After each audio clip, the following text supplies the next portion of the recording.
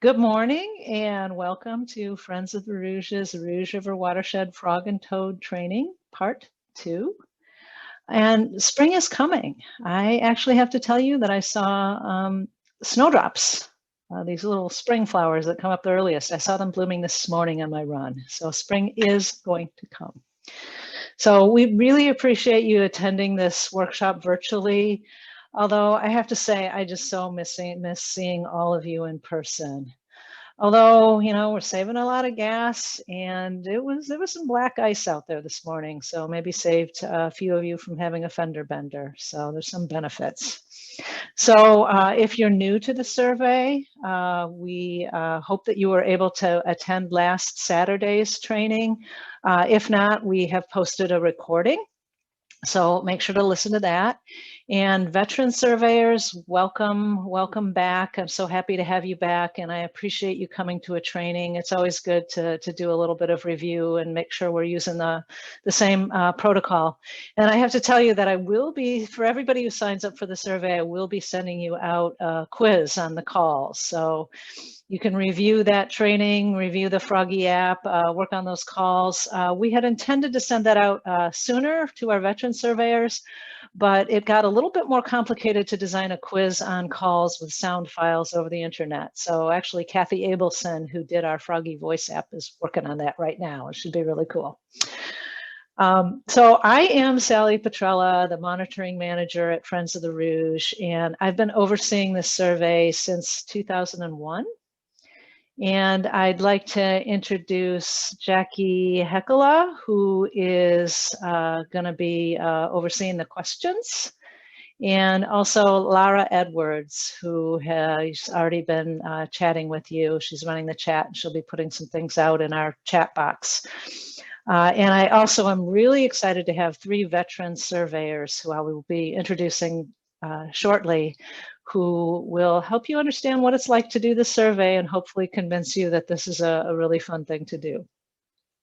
So just a few housekeeping things. Please feel free to use that chat box. Find it if you haven't found it already. If you have comments, if you do have questions, there's a question and answer box, and we will be stopping once about halfway through to answer some questions. And then if we have a whole lot more questions, we will, after the formal presentation is done, stay on and answer as many as you have. And we are going to try to keep this to an hour, maybe a little bit more than an hour. Unlike last week's presentation, which was the fun stuff, the frogs, the frog calls, wetlands, this is a little bit more focused on the nitty-gritty of the survey. So, but you need to know how to follow our protocol so that you're taking good data. So Friends of the Rouge is a nonprofit organization that was started in 1986 out of concern for the Rouge River watershed. And it is our mission to restore, enhance, and protect the Rouge River watershed through stewardship, education, and collaboration. And we do this through hands-on opportunities to clean up the river, like through Rouge Rescue to come out in the spring and pull the trash out, through restoration, which might mean planting native plants or putting in a rain garden, doing things on your property to improve stormwater, because actually 70 to 80% of the pollution in the Rouge is from stormwater runoff. So you can have a big contribution to that. And then lastly, our monitoring programs, which this one is part of. And this program is supported by the Herb Family Foundation, by Bosch, and by donations and memberships from people who care about the watershed like you. So hopefully you are a member. If not, go to therouge.org and join today. Let's see, where am I here? I'll try to move myself out of the way there. So we started the survey in 1998 with 2 major goals. One, to determine and map the distribution of frog and toad species that occur in the Rouge River watershed. And secondly, to give residents of an urbanized watershed firsthand experience with the local wildlife. And participating in the survey means that you are joining the ranks of citizen scientists. And citizen science, in simple terms, is public participation in scientific research. And this has been going on for a very long time. And some people may think, oh, well, you know, residents can't collect data that's going to be any good. And that is not the case. Citizen scientists like you have been responsible for many, many different findings. You think about the long history of people collecting data about birds, and because we have so much data about when birds arrive in the spring collected by volunteers, we've been able to look at trends in the birds arriving earlier with global warming. Some of you might participate in the monarch program, and people tagging monarch butterflies actually led to the documentation that the butterflies in the United States go all the way down to Mexico. Amazing. So hundreds of volunteers have been participating in our survey for 22 years, and we really appreciate all the work that they've been doing. And at this time, I wanted to introduce 3 of them, actually 1, 2, 3, 4, 5 of them, 2 couples, and they're going to tell you a little bit about their experience. The first is Michael Pelchesko. Thank you, Sally, and good morning, everybody. So to begin with, I am a Troy resident, and I have been surveying since 2009. That very first year, I surveyed a small wetland area about a mile west of Troy High School. And then in 2010, I switched over to an area with a pond a little northwest of Troy High. And then in 2011, I switched to Firefighters Park. It's well known in soccer circles. A lot of soccer tournaments take place there. But north and east of the soccer fields are 2 large ponds, some wetlands, some marshlands, a stream, and it's a very active area for frogs, toads, birds, and other insects, etc. What do I like about the survey? Well, I enjoy the outdoors. I enjoy nature. I enjoy exercise. And I've always been interested in frogs and toads. So this is a way to cover all of those. What have I learned from the survey? Well, one of the things that I kind of chuckle about is Sally is very good as the season starts to let all of us surveyors know that she has already heard from some surveyors that have started to hear calls. And typically those are in the southern part of the watershed and maybe the southwest part of the watershed. Being on far north of the watershed, it always seems that when I get that message from Sally and I go out and I'll walk my area, I'm still seeing snow and I'm still seeing ice. And so my frogs and toads are still sheltering in place. But eventually my area warms up too, and my area catches up. And I start hearing all the calls. So I just always think that's an item of interest, in that the geographic area covered by the Rouge watershed can vary in temperature, water temperature, and ground temperature. And then any advice for new surveyors? I always like to use the word patience. What I have found is at various times when I've gone out and surveyed, and I might be walking or standing in my area for 20, 25 minutes and not hear a single call. And I'm thinking to myself, okay, I'm going to have to go back and report no calls this evening. And then lo and behold, I'll hear a single green frog, or I'll hear a bullfrog. And I'll say to myself, you know what, if I had left maybe a minute or 2 earlier, I would have missed that. But the frogs and toads call when they're good and ready, and they're out there. So in conclusion, just like to say, any prospective surveyors out there, hopefully you'll hear or see something today that'll inspire you to become a surveyor, because I'm confident that you'll find it a very interesting and worthwhile experience. Thank you. Thank you. Thank you, Michael, so much. Thank you for your dedication. You've been doing this since, what, 2009? Up there in the northern part of the watershed. Yes. So, thank you. I now am going to bring up Pam and Mike Brady, a couple who's been doing the survey, I think, since 2010. So welcome, Pam and Mike. Hello, everyone. Yes, we've been doing it since 2010, and we do the Stage Nature Center, which is up on Coolidge and South Boulevard, and also another spot just slightly south of there. And we agree with everything Michael said. And there are many, every year is a little different. So even though it seems like we're doing the same thing, we go out one year very early. The toads are so loud that you can hear them from blocks away. And other years, it gets later and later, and we think, okay, maybe we missed them, but then they start croaking late, and very softly. So every year is a little bit different.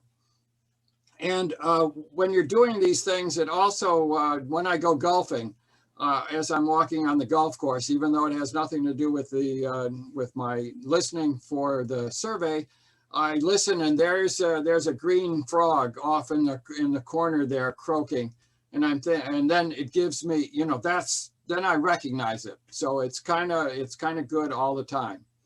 But when we have problems, it improves his golf score too, by the way.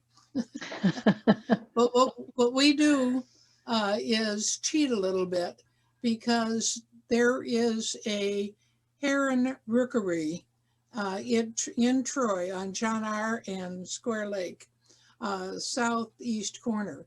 And in going to watch that at night, we started hearing the frogs and toads. So while the rookery is no longer there, the frogs and toads are. And even though that's a Clinton River watershed area, what we do is go ahead and listen, and then we go to our survey areas and we know what to listen for. If you ever get discouraged, that's a good spot, because the frogs and toads there are very loud, and there's very many of them. It's a party place for them. Send them back into our watershed. I know it's the wrong watershed. Well, thank you. Thank you. Thank you very much. And I chuckle when Mike talks about hearing them while golfing. You know, once you learn these calls, you'll be listening. You'll be watching a movie, and you go, "Oh, that's a spring peeper in the background." So, okay, and you've been doing this survey since 2010. So thank you so much for your dedication. Our last speaker is actually Colleen and Bill Sturm, and they had just started doing this survey this year. So this will help you understand what it's like to be a newbie. So Colleen and Bill. We're in Livonia, and last year was our first year, and our survey spot is on a golf course and some housing and neighborhood around the golf course. And this golf course also has a branch of the Bell Creek, but Livonia has a large cement-lined drainage ditch that runs for miles and collects the road runoff for most of northwest Livonia, and it just funnels it all into Bell Creek there. So we were expecting it to be a very polluted area. We weren't necessarily expecting, also with the golf course and golf course chemicals, what we might find. We've enjoyed it a lot. We enjoyed walking in the evening. It really improved our outdoor activities and getting out and listening instead of just looking at things, but learning to be still and listen.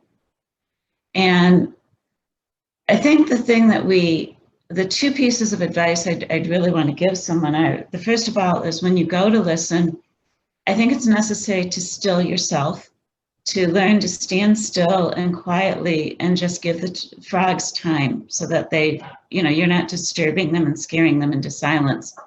So be still, listen a while, be patient. And then also, you're not going to hear something necessarily every time, especially in the beginning. I think we went out 6 times at least before we heard anything. And we were discouraged, and we thought, well, maybe this is too dead of an area and there's nothing here. And we thought, you know, well, we just won't quit. Yeah, we'll quit maybe, but we kept going, and eventually we started hearing something. And then we heard the toads first. And in our area, possibly because of the heavy runoff, we did hear the 3 toughest species, the toads, the green frogs, and the bullfrog. But once we did hear them, they were unmistakable. So that gave us a little more confidence too, because in the beginning we were just afraid we weren't doing it right. But it was a great time, and yeah, I think it's a wonderful thing. You want to see it? Yeah, I was surprised. The first thing we heard were the toads and how loud they were. We could hear them from a quarter mile away. we're on the main street still. Hadn't even started heading back towards the ponds yet, and we could hear them unmistakably. Oh, the other thing too, our spot has a variety. There's an area with vernal ponds, there's an area with running water, there's some big stable year-round ponds, there's a little creek area, and we moved around. We didn't just stay in one spot, and we did find different things in different areas. Mm-hmm. So I think that's important too, if you have those different types of environments, to check them all out. Mm-hmm. Yeah, we started with the vernal ponds, then made our way to the golf course and actually found more there. And we're still not sure there's many in the vernal pond area, but maybe we're just missing them. Great. But it's a good time. I really recommend everybody do it. Yep. Yeah, it's improved our walking a lot. Like we were probably walking close to a mile or to get back there. So it's good. Great. It was fun. Well, thank you so much. And hopefully your second year will bring you a lot of frogs too. So thank you so much. So that gave you a little bit of taste if you're new to this. And I know quite a few of you are not. So why frogs and toads? Well, like birds, their calls are species specific. So, but unlike birds, there's only 8 that you need to learn. Whereas if you're a bird watcher, there's hundreds. I'm not very good at bird calls. They're permanent residents. They don't really move very far from the pond that they developed from. And so their presence tells you a lot about the environmental health of the area. And then also having the dual life cycle with the eggs and tadpoles being dependent on good quality water. And then also needing good quality upland habitat makes them really good indicators overall. So when we started this survey in 1998, we studied other programs that were going back then, and one of the earliest ones to start was the Wisconsin Department of Natural Resources had started a roadside calling survey. So we looked at their protocol, and in the 1990s, Michigan adopted the same protocol. We took different parts of each protocol that would work for our watershed. And though their listening techniques were great, they asked people to drive a route and stop 10 different places every half mile. And that didn't really work very well for our watershed because our populations in this urban area are so scattered and far between. So most of our protocol is developed from the Marsh monitoring program out of Canada. And with the difference being that their program focuses just on marshes, and we actually focus on all of the wetlands. We have very few marshes in the Rouge River watershed. Way back when, the mouth of the river was just covered with gigantic marshes, and of course all of those are gone now, and the few marshes that we have are pretty few and far between. So we asked people to survey all the wetlands. And our survey design is based on giving you a 1/4 square mile section. And if you own property, you may be familiar with the system of dividing the state up into townships, 36 square mile townships. So if you're north of 8 Mile, you'd be T1N. If you're south of 8 Mile, you'd be T1 South, and then range. And then so those 36 square mile blocks are then divided up into square mile blocks, and the square mile blocks are then divided up into 1/4 square mile blocks. And that is your survey area. So we assign you one of these little blocks. And the idea is that all of your observations, even though a 1/4 square mile can be rather large, but all of your observations for that block represent 1 point. And that way we can do some comparisons.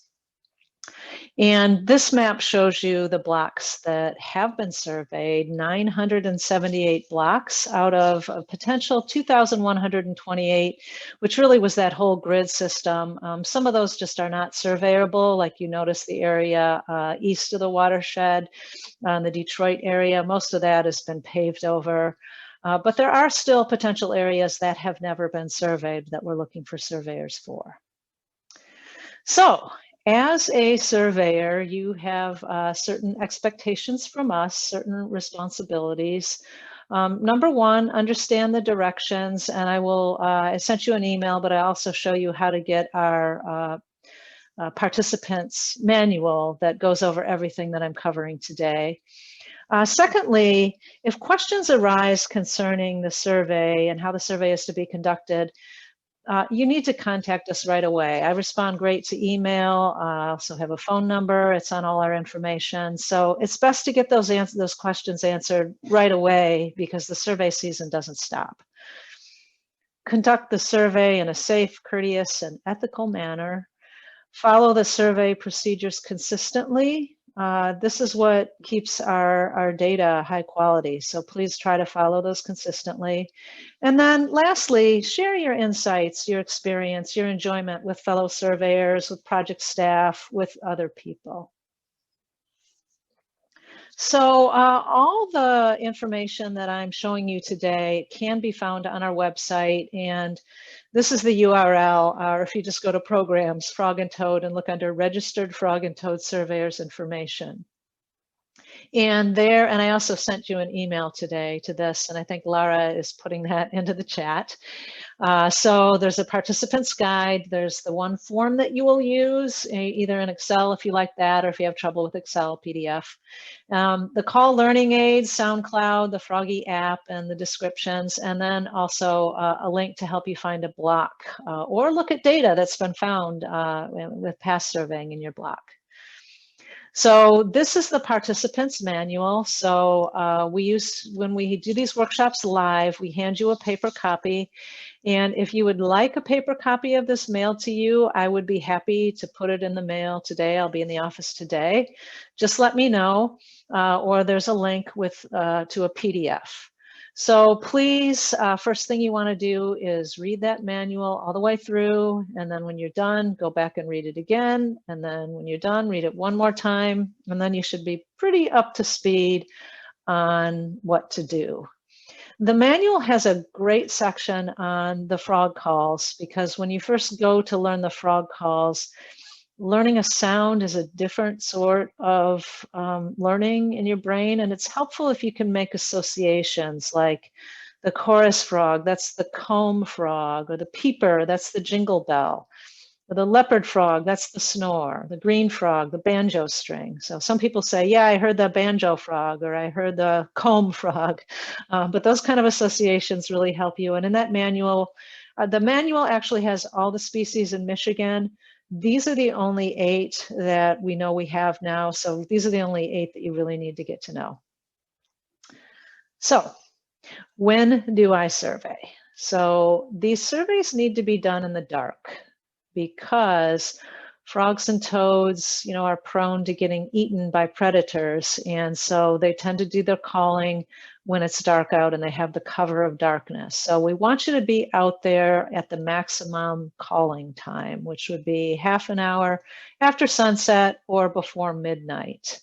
Not to say that occasionally you won't hear them during the day, and it's okay to add an occasional observation, especially early on. The wood frogs and the chorus frogs do tend to call a little bit during the day, but we also want your observations to be done at night. So this survey doesn't require a huge time commitment. We want you to go out there at least twice a month. March, and the survey ends in June, so every month, at least twice a month. And early on, right now, you want to go out a little bit more often, because if you remember from the first workshop, wood frogs are explosive breeders. They only call for about 2 weeks, and then they're all through, sometimes just 1 week. So if you're not out there at the right time, you're going to miss them. Whereas things like wood frogs call for 3 months straight. You wouldn't miss them. So when do I survey? You want to survey under the right weather conditions, under optimal conditions for frogs and toads to call. So 3 things to consider. One is temperature. It needs to be 46 degrees Fahrenheit or warmer. And we highly encourage you to listen to the weather on the radio or the TV, or there's some really great internet stations. Weather Underground is a personal favorite of mine. They actually will tell you what the temperature is expected to be by the time of day, because I know that Wednesday, the high is supposed to be 53 degrees. Yes, but after dark, it's not going to be 53 degrees. And then also early on, even if it is 46 degrees, you may not hear anything just because the ponds are still iced over, so it's still too cold. So temperature. Second thing is precipitation. You think about frogs, they like rain. So a light drizzle, light rain is great. Hopefully not too uncomfortable for you to be out there. But pouring rain, and then please don't go out in thunderstorms. We don't want to put yourself in danger. And also thunderstorms and big downpours are going to make it too loud. The frogs won't be out. And if they are, you won't be able to hear them. So the last thing to think about is wind. And you don't want to be out there surveying if it's too windy. Why is that? Well, the amphibians like to stay damp. So if they're up out of the water, the wind will dry them out. It's not good for them. And if it's windy, it gets too loud. And so they won't be able to hear each other and you won't be able to hear them. So when you're trying to decide whether it's a good night or not to go out, we have this Beaufort wind scale. It's in your manual and it's on your form. And there's different codes. So you can look out your window and say, it's calm out there. I like to look at the trees. So if you don't really see any movement on the trees, that would be a code 0. Light movement, smoke drifting, code 1. Slight breeze, you can feel the wind on your face, leaves are rustling, that's fine. Gentle breeze, just leaves and small twigs in motion. That's all. That's up to a code 3. And that's also equivalent to 8 to 12 mile per hour wind. That's okay. Once you get beyond that, where small branches are moving around, loose paper flies away, once you get 13 mile per hour wind, that is just too windy. And even if you plan to go out that night, you're going to have to say, well, we'll go out on another night. So you do need to be flexible about the survey. This slide is showing you the phenology. So in general, when they start calling. So our frogs are a little bit earlier than it's shown here, but this should give you a pretty good idea so that when you first go out in March, you are not going to hear any green frogs, but it's likely that you would hear wood frogs, chorus frogs, spring peepers, and then the toads start calling. And this is why we ask you to survey from March through June. When we started, we thought that we had the Blanchard's cricket frog. I can pretty safely say we do not. That is why we used to survey till July. Now we just ask you to survey through the end of June because you will hear the bullfrogs. And this shows you more specifically our first calling dates for the different species. And you'll see that it really varies year to year. There actually were a few years where we have heard frogs call in February. That was 2006 and 2017. Other years, no frogs called until basically the end of March, really the 1st of April. So it varies year to year. And then this can kind of show you with the species. The orange here is the gray tree frog. So gray tree frogs sometimes have called fairly early, but for the most part, they're going to start calling in mid-April. How do you do these surveys? You really need to only listen for 3 minutes. Now, when you walk up to a wetland, you're going to disturb the area and everything will get quiet. So you want to wait until you start those 3 minutes. But yeah, just 3 minutes you have to listen. And depending on your survey block, you may have one area, you may have a bunch of different areas based on how many wetlands. And we'll talk about the blocks in a little bit. But you want to listen for 3 minutes at each. And then on your form, you're going to record the date, the temperature, the wind speed, and then any species calling. Now, what if you don't hear anything? Do you just say, okay, well, I didn't hear anything, that wasn't important? No, what is calling is just as important as what is not calling. And also, the first couple times you go out there, we would expect you might not hear anything, and that lets us know that you were out there at the right time. Occasionally, we give you a block and you do not hear anything. In fact, we had a survey who's been surveying for years, and the last couple of years he heard absolutely nothing. But there's been some major changes with a new development in his area. That information is really important for us. So if you don't hear anything, please make sure to continue to track every time you were out there and the time and the weather, because I will not know if that block was empty of species unless you are out there consistently all those days. And then lastly, with your survey map, you want to mark locations on the map where you survey. All your observations for that one block go on that one form. But if we need to go out and check things, it's helpful that you've marked exactly where you did survey on the map.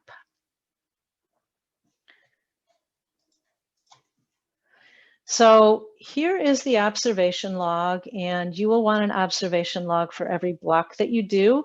If you're a new surveyor, we'd expect you just do one. Some people like to do two. I wouldn't recommend any more than that, just because it's a lot of work, especially your first time. We have a couple surveyors that do 8 blocks, but they've been doing this for years and have the time to do it. So you can, when you do figure out what your survey block is, and I'll show you how to find it, and we can work together on finding a block that will work for you. You want to go visit that block during the day so that you can find all the wetlands and figure out where you're going to survey from, so that when you go out there in the dark, you're prepared if you're driving or if you're walking, where you would go. So you can fill out this top maybe at home. You're going to put in the county that you survey in, the city or township, and then cross streets, or if it's a park. And this is helpful for us, and it's also helpful for you if you're doing more than one block. Oh, that's the one that's at 13 Mile and Middle Belt, and that other one is in Firefighters Park. And then on the map that we give you, you have this designation, something like Township 1 North, Range 8 East, Section 3, Quarter 2. And you just need to copy that from your map here so that we know that block. And again, you only want to use one form for one block. You're going to check off the wetlands that you have. The description of habitat is for things like, well, this is a floodplain forest, or this is a suburban pond, or pond in my backyard. And then we ask you, we really prefer that you survey as a team with more than one people, just because it's a little bit safer and a lot more fun. But we ask that you designate one as the primary contact person, the person we contact if we have questions. So their name goes there. Your other surveyors, because we always like to know who else is surveying with you, their names go down here, and the contact phone number. So each time you go out, you want to put the date, the start time, the wind code, and we have the wind scale right here, or if you even know from the weather, well, it's, 7 mile an hour wind, that would be a wind code 2. And then the air temperature, if you put down 32 degrees, what would I say? What in the heck are you doing out there if it's 32 degrees? Precipitation is just a yes, no, and then your end time. And this is for the whole time that you're surveying. So if you're going to several spots, when you start and when you end, and then just check off whatever species that you hear, or if you don't hear anything, that very well may happen. And I kind of condensed this here. So we have space on these for you to do 31 observations. If you get out there more often, that's fine. You might need an additional form. Some people like to go out every night in the spring, and that's fine. More observations are always good. We expect that you would do at least two times a month, so about 8 times over the survey season. Somebody is asking if it's okay to listen for more than 3 minutes. Absolutely. You just need to listen for at least 3 minutes. So once you complete this form at the end of June, you want to go to the bottom here and just put a check mark for every species that you heard anytime throughout the season. You want to count up all of the observation nights, so just the entries here, and then count up the number of checks for the number of species that was heard. And then this form gets returned to me. So email works well. If you did it as an Excel spreadsheet, that works. If you want to scan it or take a photo and attach it, that's fine. You also can mail it to us, and we also have a fax number. So all this information is right there on the form, and also right there on the form is my email. So feel free to contact me at any time with questions. So I am going to stop right here. And the next part is to talk a little bit more about the survey blocks. So Jackie, if there's any questions in regards to what I presented so far, I'm going to take a few minutes and answer those. Yeah, so it looks like we have a few questions, so I'll just kind of start right off at the top. I guess this could be a question for some of the surveyors if they'd like to answer too. But Lorraine was wondering if any surveyors have actually seen the frogs and toads, noting that they only hear them. I know it can depend on the size too. Sally, you want to talk more about that? Sure. I've had plenty of surveyors say that they see them, and usually it's the bigger frogs, not the spring peepers and the chorus frogs are really impossible to see. But a lot of the bigger frogs you will see, and that's fine. But one thing, this is a breeding survey, so we're asking you to track whether you're hearing them or not, because when they call, they're actually calling for mates. So it's an indication that they're trying to breed. So feel free to make a note that you saw them, but that would not be, if you've never heard that species, you wouldn't count that on your form. So great question. All right. And then Nicole asked, do you recommend any apps for maps that you can log the exact location of your surveying within your block? I know also turning on your location on your phone can also be very helpful for that. So no, and we are hoping in the next year or so to get something better. The last couple years we tried using something called GeoForm that would actually use your form from your phone, the GPS location. The problem that we had with that is that quite a few people then took their observations and maybe they didn't have a signal or whatever, but then they went home or they went somewhere else and they sent the observation in and it gave us the location in somewhere else where they weren't surveying, a different survey block. So it's caused some real problems in our data set that I'm going to have to fix for the 2019 and 2020 data. So at this point, no. At this point, we will give you a survey map and you just need to use it. If you were within the boundaries of your block, you just need to use those numbers on it. And I'm about to show you this map that'll maybe help you when you find the block too. So maybe Wonderful. one more question. All right, let's see. Are there any safety tips you would give for going out late at night and in the evening? Safety tips, I would say bring a flashlight. Before you even think about doing your surveys, go investigate your whole survey block during the daytime so that you know where you're going to go. If you're going to drive, you know where you're going to park. If you walk, you know where you're going to walk to. It's best if you can bring somebody with you, a family member during COVID. That's one of the best things to do, or meet a friend there. And we also do have a car sign if anybody wants that. And if for anybody who's surveying within a Wayne County park, we actually are going to get a permission letter for you, because that's one of the problems that we have had is the Wayne County Sheriff seeing you parked there after dark, which is not legal. And we get permission for you to do that. So just, kind of the usual things, just be really prepared, bring that flashlight. And make sure that you know where you're going beforehand. And if anybody's uncomfortable in the areas that we are sending them to, we'd be happy to reassign you. So I am going to move on from here, and hopefully I think there's some questions about survey blocks. So let me move on to that. So let's see. Okay, so this is a map that you can go to, and I think somebody said bring their bodyguard, their husband. Okay, yes, survey with somebody else. So Lara will put a link in the chat, and I think I need to do a stop share so that you can see this. So let me go to this map on my computer, and here we go. Okay, so can you all see the map okay? Looks great, Sally. Thanks, Jackie. So this map right here is the place that you go to both to choose a survey block, but it also has data from areas that have been surveyed. Unfortunately, because I had that problem with the geoform, right now it's only showing up to 2018 data, but we will get that updated. So with this map, you can zoom in a little bit, and let me just zoom in a little bit more. So say this is the Southfield region.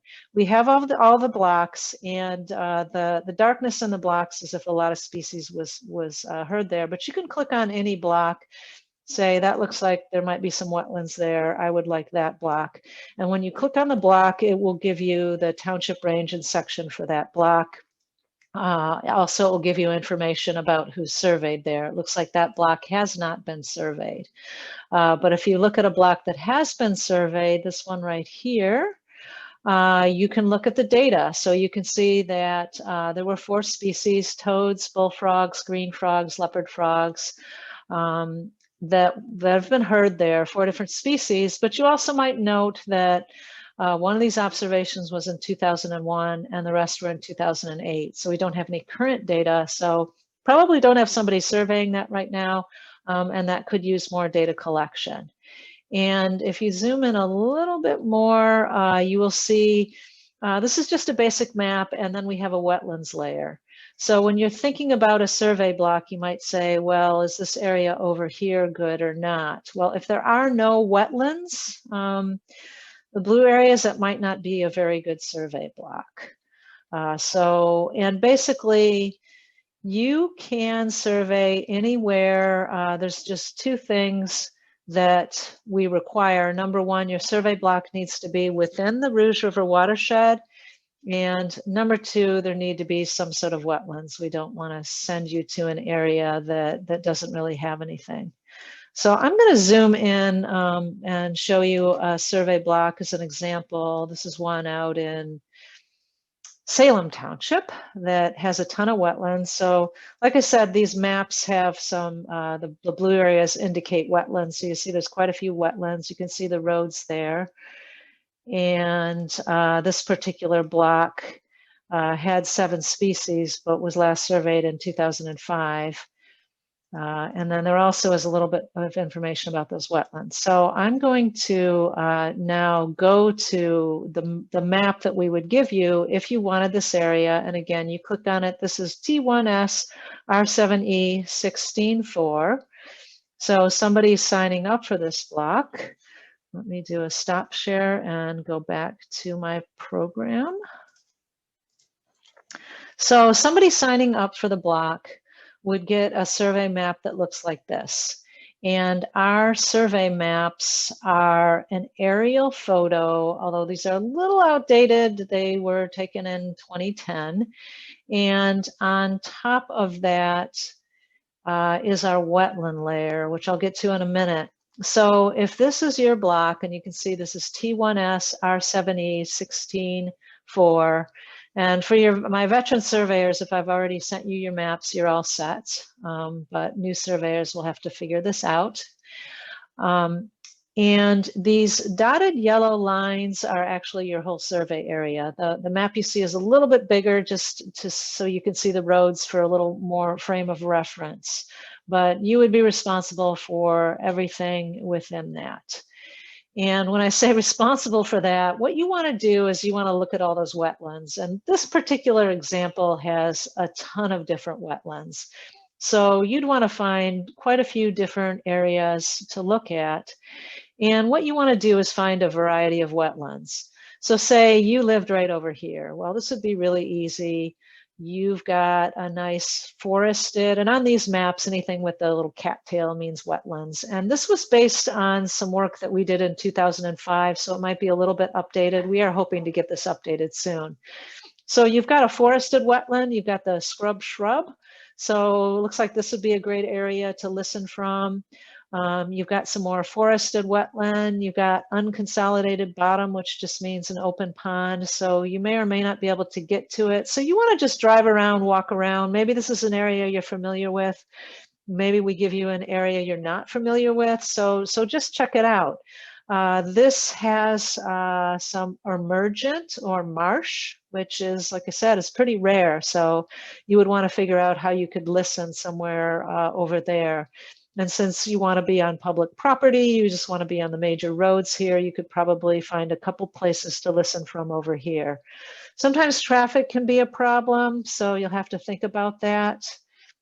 You can hear about a quarter mile away, so you could probably stand somewhere in here and hear anything in this area.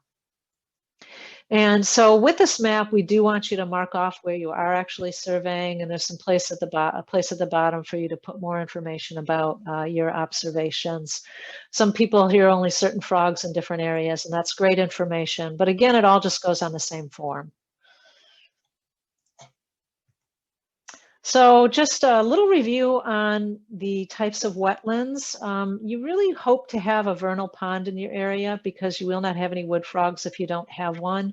So vernal ponds, ponds that potentially dry up in the spring. Oftentimes you find these in the woods. Wet meadow, American toad preferred habitat. Oftentimes this looks like grass and is not super saturated, so tends not to have standing water. But water in the spring and water-loving grasses and sedges and things. And this really links the forested wetlands to the upland habitat. Marsh. So marshes are up to 3 feet deep, and they're dominated by soft stem upright plants like cattails, or even that invasive one, Phragmites, that is not good because it sucks all the water out. They tend to be about 50% open water. Scrub shrub, you know, those shrubs that scrub your skin. So this refers to an area that has vegetation less than 20 feet tall, that's live or even dead. So small trees and shrubs. And then wooded swamp. So this is trees that are 20 feet or taller and standing water. And this is actually the most common habitat or type of wetland that we have in the Rouge River watershed with all of our floodplain forests. And, you know, you tend to find trees like silver maples, willows, elms, and dogwoods, and, you know, oftentimes along the river. And then last, you're all familiar with the pond, and there are those designations on your map that might say unconsolidated bottom. So a pond that's open is unconsolidated bottom. And if you see the words aquatic bed, that means just floating plants. So not emergent, but things like water lilies, duckweed, those kinds of things. So once you get your survey assignment, then once you pick out your block, so to pick out your block, you want to take a look at that map. It is an ArcGIS map. Some people may have trouble accessing it, so I'd be happy to work with you on it. But so anyway, once you get that assignment, you want to go out there and visit it in daylight and figure out all those things. And then secondly, you need to get permission if you want to survey any private property. So if that's just your neighbor's property, you can probably just ask them. Most people are pretty interested and don't have a problem with you doing it. If it's something like an apartment complex or a golf course, that may require a letter. So we're happy to work with you on that, with the letters, with some phone calls. Please don't trespass, just get that permission. And most people are pretty open to that. When you go out in the field, you want to make sure that you dress comfortably. You know, to do the survey, you don't have to get muddy, you don't have to get out into the wetland, but you know, you want to be prepared for the weather. Make sure that you bring your observation log, your maps, pencil, eraser, flashlight. And then especially for new people, I used to say bring your CD player, but now you could bring your cell phone with the Froggy Voice app. And then somebody said bring the husband or bring the wife as a bodyguard. So, and then just a few things about when you are out there. these animals are doing a really critical thing. They're finding their mates. It's critical to their future. So you want to be as unobtrusive as possible. Try to observe them so that they are unaware of your presence. And I think Colleen addressed that a little bit. So, when you first arrive at your site, your movements are going to disturb them. So just sit there quietly, and quiet observers are going to hear the most. And then think about the habitat. Avoid trampling any fragile habitat. You really don't need to be tromping around out there, and it's not good for the wetlands. Don't leave any litter. Even better, bring a bag and clean it up. Keep your car on established roads. Don't go off-road driving. Please don't smoke. Avoid setting fires, and just be very careful out there. And then lastly, if you're going to be going onto private property, obtain permission. And even if you have permission, be very thoughtful for those people. If you have to open a gate, make sure that you close it. Don't block their access to it. Be considerate of the people there. If they're interested, provide information, but don't be constantly talking at them so that they find you a nuisance. Just behave in a manner that does justice to the organization that you represent. And then I just had one last item before we wrap this up, and that is you are going to be in locations that a lot of people don't get to. And you might see something that could help lead to us cleaning up a problem. We still have a huge problem with illicit discharges and illegal dumping in the watershed. And we just want to ask you to keep your eyes open while you're out there listening. And this doesn't just refer to when you're out in the wetland. This refers to, whenever. And we talked about watersheds. All of you live in a watershed wherever you live on Earth. And even if you say, well, I don't have any ponds or waterfront property, actually, all of us are waterfront property, because that storm drain on the street either drains directly to the river. If you're part of a combined system, if you get too much rain, it will go directly to the river. So if you see your neighbor trying to get rid of his motor oil by pouring it down the drain, saying, well, it's going to go to the treatment plant. No, it's not. It's going to go into the river. So some things to keep aware of when you're out there. We still do have quite a bit of septic within the Rouge River system. So it's pretty distinctive if you smell it or you see sort of whitish water. Could be a failing septic field. Soil erosion is a huge problem in the Rouge, and this picture here showing this construction site, they should be ticketed. Any construction is required to have measures to keep sediment from going into the river, because sediment is a huge pollutant. They need to have a soil erosion control fence. They need to have other measures. So look for that. That certainly should be reported. Discoloration, gray water, odor, turbidity in the stream is a sign of a problem. I've actually reported a couple huge plumes of sediment in the river behind my house. Have been traced to broken water mains, but still, sediment is a huge problem. And then if you notice that the river looks quite green, that's an indication that there's some sort of nutrients getting into that. Could be a sewage source or could be fertilizer, but it's not a natural condition. Other things, you might see a sheen of oil on the water. Now, there is a natural bacteria that can look a little bit like this, but if you poke it with a stick, it breaks up. If you poke it with a stick and it doesn't break up and it's really colorful and has a petroleum smell, that's an indication of some sort of oil. And we've had reports of this before. Illicit connections, if you see a pipe that's going into the river, it's most likely stormwater, which is okay, but if it hasn't rained in 2 weeks and there's stuff coming out of it, or if it's colored, that's a bad sign. Low-lying wet areas, sewage odors, sometimes you even see traces of sanitary debris. And then dead or distressed fish or other aquatic animals. Now, I say this with a caveat. There is something called winter kill. So fish and even frogs are spending the winter down in the bottom of ponds.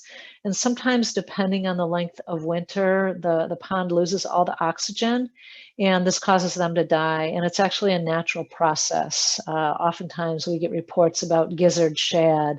It's a fish that comes up the mouth of the Rouge, and we often have huge die-offs in the spring because of that phenomenon, and they're particularly sensitive.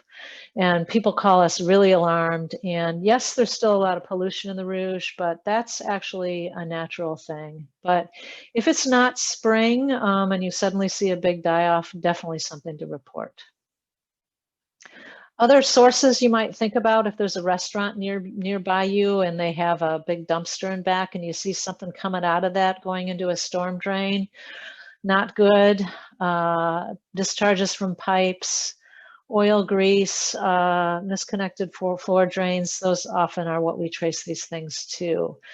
Some of you might have seen the report back in December when the river turned green in Beverly Hills. And actually one of our volunteers notified us, and that's how the state found out about it and it got cleaned up. And I'm so happy he did that. And the thing about that is it was a guy trying to trace the drain in a house. And when he put that dye in to trace it, he thought it was going into the sanitary, and come to find out that the sanitary sewer was actually connected directly to the river. I don't know why he put so much dye in, but it went directly into the river. But that then got corrected. So years and years, all that sewage going into the river, and that got corrected. So things you want to report would be, spills and contamination, suspicious dumping. We had reports in the Detroit area of a truck pulling up to a storm drain and emptying its oil into a storm drain. And a bunch of kids saw this, but they never reported it, and they never traced that to who did it. So report these things.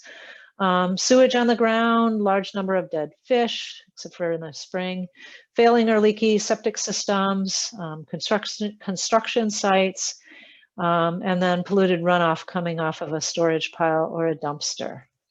And how do you report this? The state has this great 24-hour line called the PEAS line, Pollution Emergency Alert System. And we will make sure that you have this number. So this would be the number to call right away. Also, please send me an email or give us a call too, or especially if you're just not sure, and we're happy to investigate it. We also have the numbers here of the county lines, but I do find the state line the most effective. They will respond and they will go out there and look for it. I've called them quite a few times. So just be aware when you're out there. So as far as the next steps, all of your survey materials are, you can find at this link. So you want to download that participant's guide, you want to practice your calls, and you want to find yourself a survey block. And once you've done all that, there is a link on that site to a form. So if you're a new surveyor, please fill out that form that you'll be giving me your name and your address. And if you've figured out a block you're interested in, put it on there. If you're not sure, just say, not sure, I'd like something close to Southfield or just kind of a location, and I will figure that out. And then I will send you your survey block map.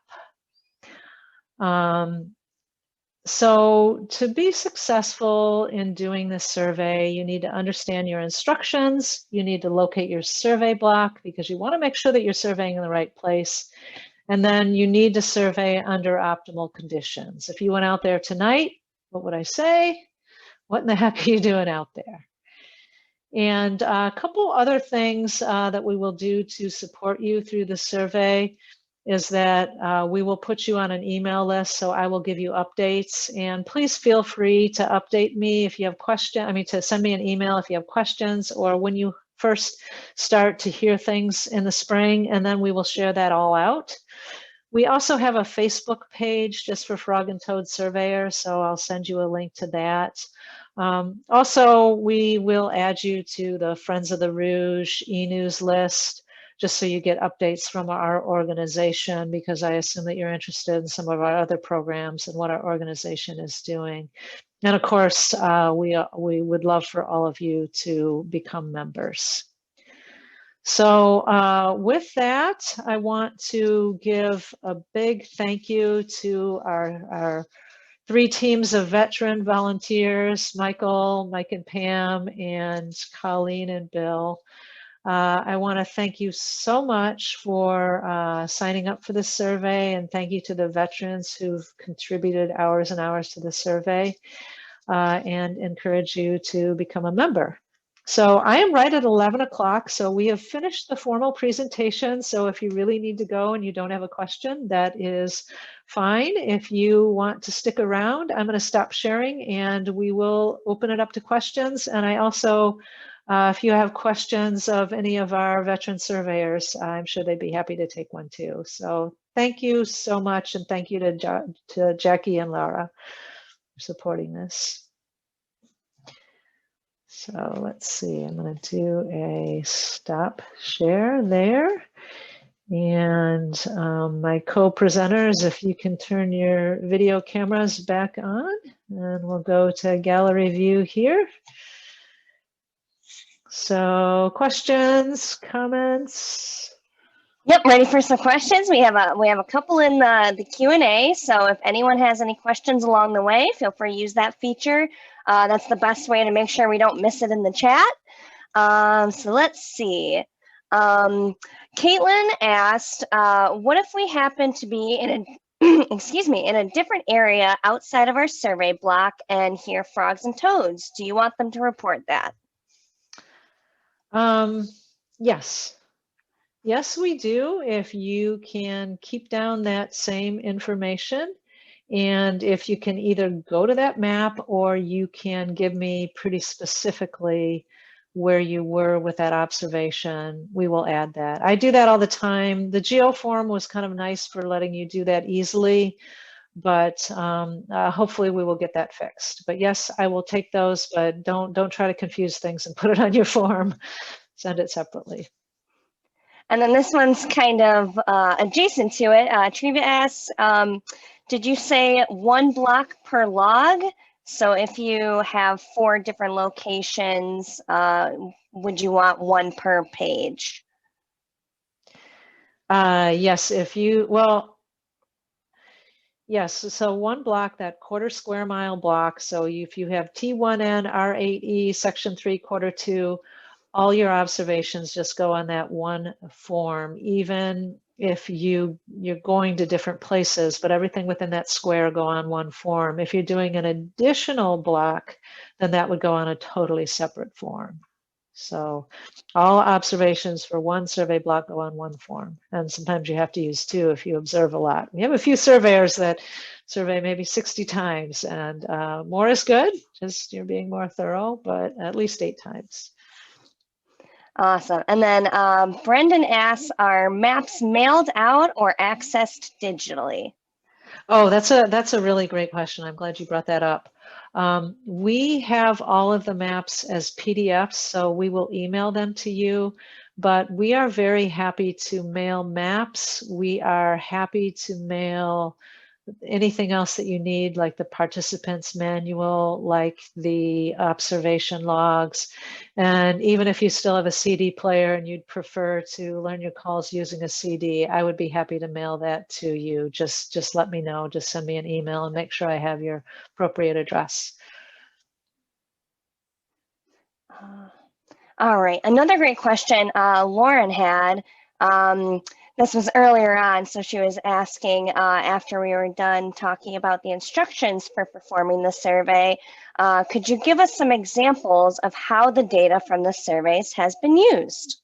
Oh, that's a really great question. So number one, in the beginning, we didn't know how many species we had in the watershed.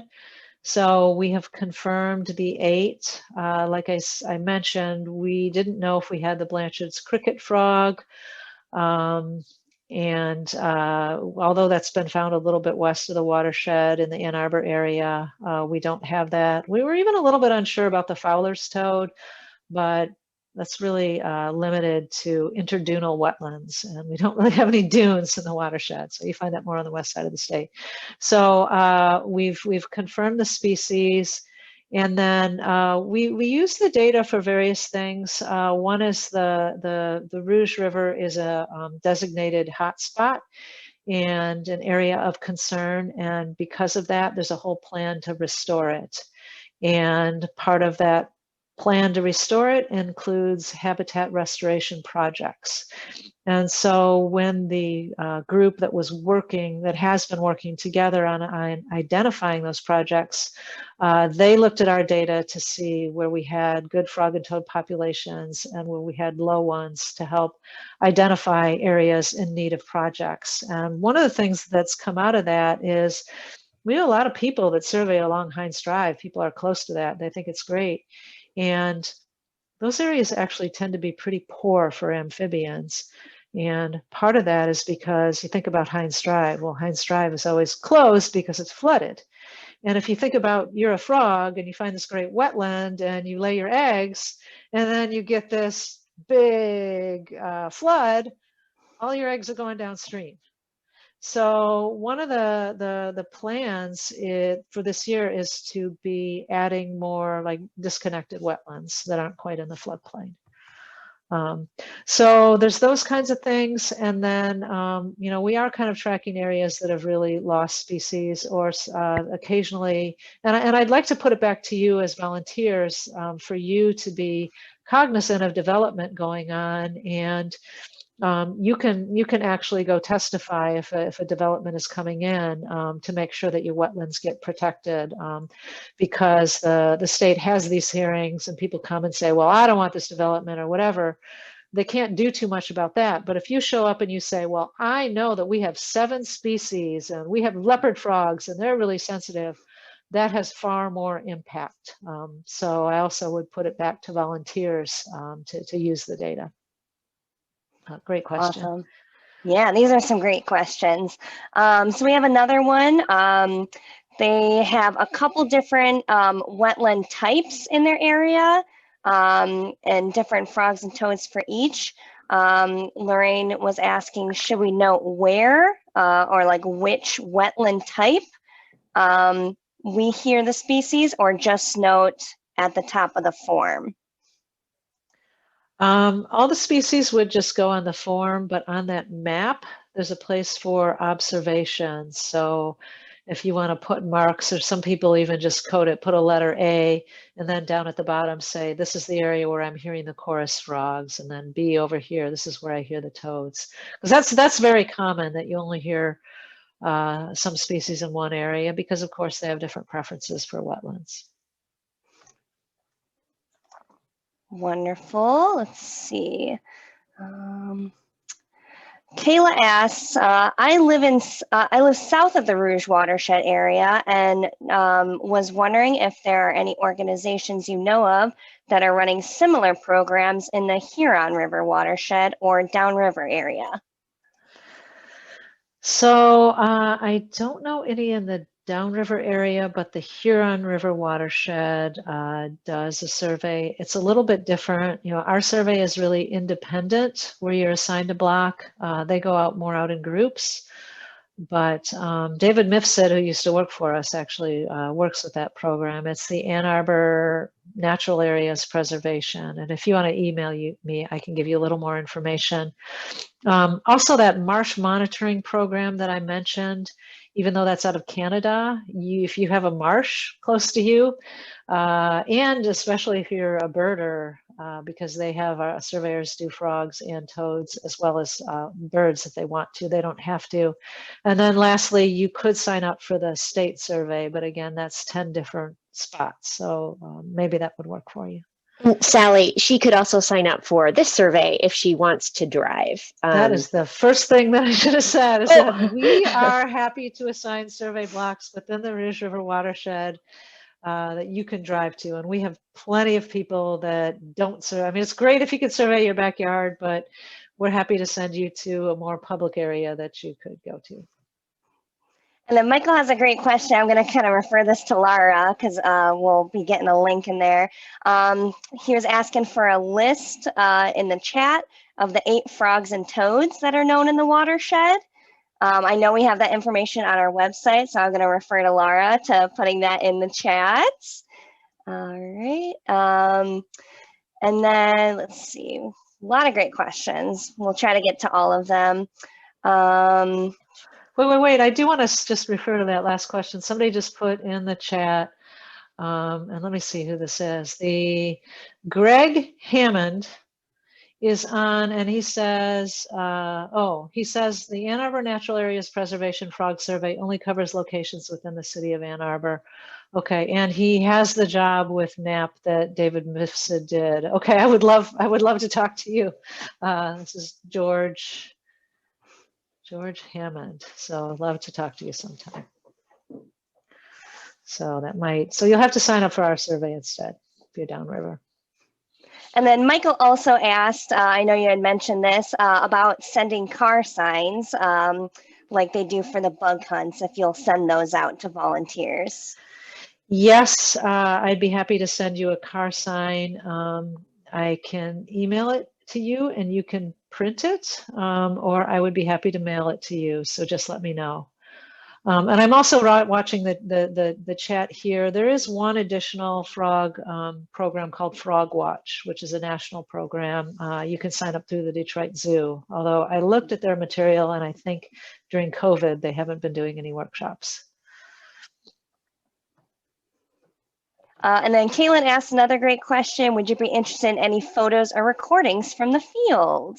I am always interested in photos and recordings. I don't know if any of you caught me on Channel 7 yesterday morning, but prior to doing that, I did a little thing about frogs and toads, and they asked us to send photos of the frogs and toads. And we don't have a lot of great photos. Jim Harding, who wrote the book, has shared his photos, but those don't tend to be really good quality to put on a big screen.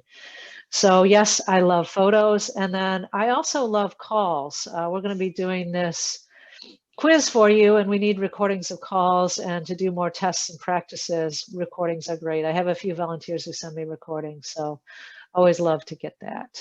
And also on our Facebook page for Frogs and Toads, if you want to share those, feel free to do that. It's a great way to do that. And then Brendan asked, do any nature centers or cities help with these surveys? We have people who do nature centers. I have a surveyor who's been doing the E.L. Johnson Nature Center. I don't know if Pam and Mike had anything to say about how supportive the Stage Nature Center has been. Know if they're and then we also, the Environmental Interpretive Center, some of the naturalists there work with us, but to actually have somebody willing to go out there and take the data does tend not to be so much of a group thing, but an individual who takes it on. But they're great places. They always like information about what species are calling out there.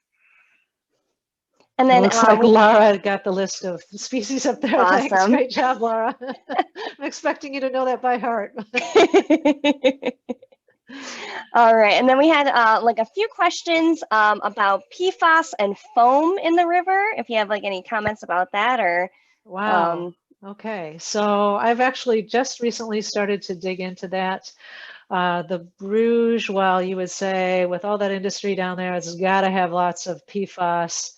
But we don't get drinking water out of the Rouge, so it's been lower priority than other watersheds for the state to do any survey work.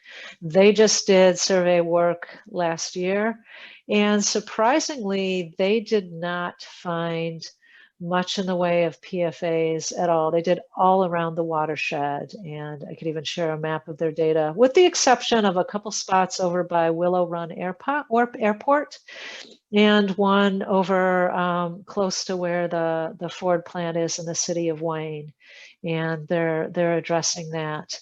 As far as foam, even around the Ford Rouge plant, they didn't find any foam that had any kind of contamination. So yes, it can be a problem, but for the most part, it doesn't seem to be a problem. And also when you're surveying wetlands, We are not surveying the fast-moving parts of the river. That's not good quality amphibian habitat. We're surveying the quiet water, so I wouldn't expect to see a lot of foam there. But if you do find foam, feel free to contact me. They are going to be doing a little more testing, and they are going to be doing more testing of fish this year. All right, let's see. And I see somebody is also pointing out that you can have a natural foam in the water, especially if there are a lot of minerals in the water or a lot of decomposing leaves, especially in the Wonderful. fall. Yeah, and that stuff is, of course, always good to look out for. Just being aware of what's going on in the river. You guys are our eyes and ears, so we really appreciate your help in finding this stuff when you're out there. Absolutely. And then we had another question. Why do frogs seem to migrate towards areas that use heavy fertilizers like golf courses? I don't know as they migrate towards the fertilizers, but they perhaps migrate towards the ponds because those might be some of the last remaining areas of wetlands. I know in particular that the Dearborn Hills Golf Course has a huge population of bullfrogs and other frogs, and part of that is because they irrigate their ponds with water over the summertime, and so there's always water there. So, and when you think about that area, it's really developed out, and so you don't think of a golf course as great habitat. But if they're not using a lot of herbicides or pesticides, and a lot of the golf courses are thinking about that now, or are not using it or minimizing it, those can be some of the last remaining habitat for frogs and toads. So I don't think they're migrating towards the fertilizer because of the water. All right. And then Gabriel asks, I'm surveying a block with both residential homes that I live on and a trail along the river. Is it better to survey closer to the river, along the trail, or is it fine just in my backyard? You really need to find the wetlands. So the river itself, especially if it's further downstream, is not going to have any frogs or toads in it. Because like I said, if it's fast moving river, they're not going to use it. So I would find the wetlands if you mainly have areas of standing water in your backyard area. And also I would say the first year is a good time to really get to know your block and go around and try listening at different areas. And if you're finding that absolutely nothing is there, then maybe your second year you wouldn't go back to those areas. Wonderful. So that was all the questions we had in the Q&A. So if anyone else has any lingering questions, feel free to put that there. I Patricia, do see a few more questions in chat. So let me see. Can you recommend a text or field guide for general information about amphibians? I'm interested in knowing more about how pollution toxins affect their health and populations also. The best field guide that we recommend is Michigan Frogs and Toads and Salamanders that was written by Jim Harding and a co-professor at MSU. I don't know, it has a lot of basic information about amphibians. That's my best recommendation. I don't know if George from Ann Arbor has any other recommendations. I don't. And George is pointing out that tadpoles eat algae. So I guess if you are finding them in ponds that are fertilizer will increase algae growth. And yes, they love that algae. So that might be part of the issue. And then another question about foam. You can touch the foam and feel if it leaves a soapy film, and if it has a soapy film, then it's probably not natural. The problem with doing this is if it is PFAS, that would potentially expose you to it. The recommendations I actually learned were don't eat it, but it's really, I don't know why they started saying that, but that is really what they said. Don't eat it, don't touch it. So maybe if you have a rubber glove, you could feel, but it's hard to tell whether it's soapy or not.